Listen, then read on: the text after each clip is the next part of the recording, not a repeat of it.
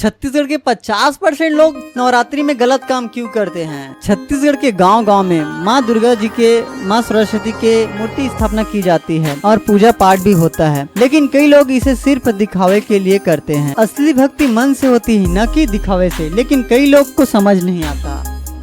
उपवास और संयम का महत्व है, लेकिन कई लोग शराब पीते हैं, जुआ खेलते हैं। यह माँ दुर्गा का अपमान है। समाज में नाम कमाने का दबाव। कुछ लोग समाज में नाम और शोहरत पाने के लिए बड़े आयोजन करते हैं, इससे पैसा बर्बाद करते हैं और कई बार गलत कामों में फंस जाते हैं। गरबा डांडिया का असली महत्व भूल जाना। गरबा और डांडिया का उद्देश्य माँ दुर्गा के चारों ओर ऊर्जा का मंडल बनाना है, लेकिन आजकल कई लोग कई जगह यहाँ सिर्फ मौज मस्ती और गलत आदतों का साधन बन गया है।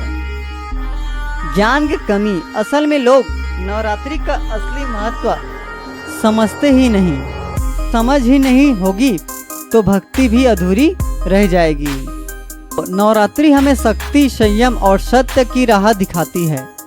अगर हम नशे, जुए और झगड़े में फंस गए तो नवरात्रि का असली महत्व खत्म हो जाएगा।